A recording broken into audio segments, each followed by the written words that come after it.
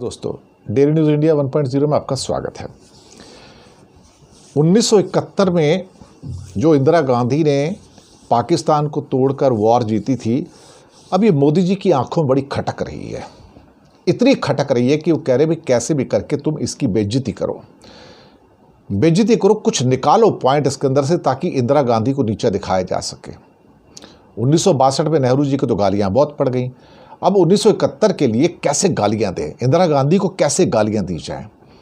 और अब बांग्लादेश का जो प्रकरण हुआ है तो उसके बाद इनकी एक राइट हैंड पर्सन है जिसका नाम है मधु किश्वर।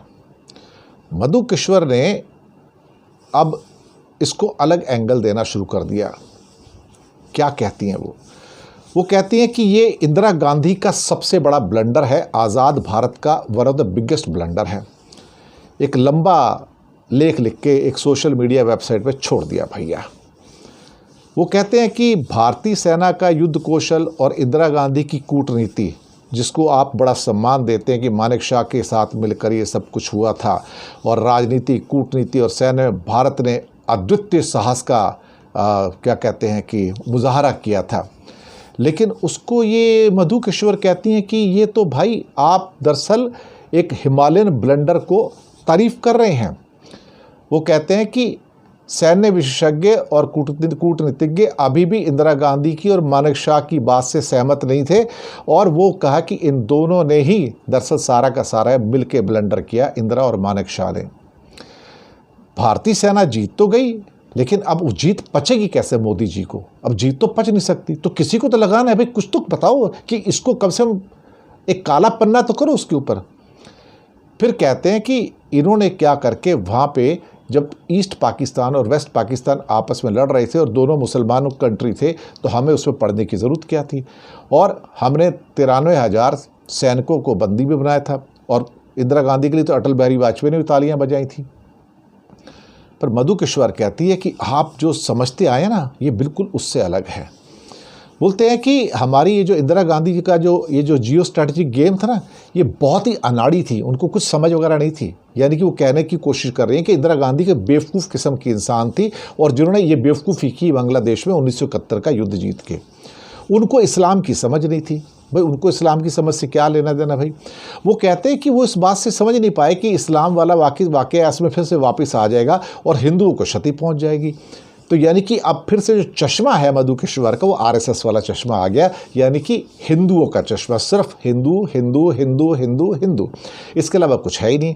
मैंने कहा ना कि आरएसएस आपके अंदर जहर घोलती है, ये उसी जहर घोलने का एक और अंग है। आगे कहती है कि पूर्वी पाकिस्तान पर कब्जा बनाए रखने की पाकिस्तान से नुकसान हो रहा था, और पाकिस्तान का आर्थिक जो स्थिति थी बांग्लादेश के कारण ख़राब हो रही थी, और वहाँ पे लगातार संघर्ष चलता जा रहा था। तो बांग्लादेश उनसे दूर चला गया, इससे पाकिस्तान को जो एक्स्ट्रा बर्डन पड़ रहा था मनी का और उनकी आर्थिक स्थिति का बांग्लादेश का, उससे उनको मुक्ति मिल गई। तो एक्चुअली देखा जाए, कहने की कोशिश करें कि इंदिरा गांधी ने तो पाकिस्तान को मुक्ति दे दी। वो कहते हैं कि 3 दशकों तक पूर्वी पाकिस्तान और पश्चिमी पाकिस्तान में युद्ध चलता रहा, और इंदिरा गांधी ने हस्तक्षेप करने की ज़रूरत क्या थी? वहाँ पर ज़रूरत ही नहीं थी। यहाँ पर हथियार थे, वो लड़ते रहते आपस में, और उनका आपस में लड़ना हिंदुस्तान के लिए अच्छा होता। पाकिस्तानी सेना कमज़ोर होती, पाकिस्तान दिवालिया हो जाता। कमाल है साहब, कमाल है। क्या थिंकिंग है, मैं कहता हूँ कि कैसे करके इसको डाउन प्ले किया जाए। फिर कहते हैं बांग्लादेश तो एक मुस्लिम मेजॉरिटी कंट्री था, वहाँ पहले 30% आबादी हिंदुओं की थी, अब 8% है या 9% है। वो बोलते हैं कि पूर्वी पाकिस्तान के यानी कि बांग्लादेश के मुसलमान जिहादी हैं, काफिर हैं, वैसे ही जैसे अब एक जो पाकिस्तान बचा हुआ उसका। ये एक नई थ्योरी निकल के आ रही है इस समय, यानी कि अब मोदी एक नया गेम खेल रहे हैं। मैं आपको बताऊं, ये गेम अब जो है इंदिरा गांधी को डाउनग्रेड करने का है। अब पूर्वी पाकिस्तान के मुसलमान उर्दू की लड़ाई लड़ रहे थे और वो बंगाल की लड़ाई लड़ रहे थे, लेकिन जब उनको बांग्ला मिल गया तो अब उन्होंने वापस से मुसलमानों की लड़ाई लड़नी शुरू कर दी और हिंदुओं को मारना शुरू कर दिया। फिर कहते हैं कि जो रोमांटिसिज्म पैदा किया जा रहा है ना, ये रोमांस पैदा किया जा रहा है 1971 की वार का, ये रोमांस बंद करो, ये बकवास है। इंदिरा गांधी ने ब्लंडर किया है ये। वो कहते हैं कि मुक्ति वाहिनी का एक रोमांटिक चित्रण कर रहे हैं, इंदिरा गांधी को दुर्गा दिखा रहे हैं, ये सब बकवास की बातें हैं। वो अनाड़ी थी, उसे कुछ नहीं आता था। भैया जी, ये है क्या? ये कौन सा नया सिस्टम निकल के आ रहा है? कभी कभी मैं सोचता हूँ कि लोगों के अंदर जो एक धर्म का जहर है वो कितना गहरा हो सकता है।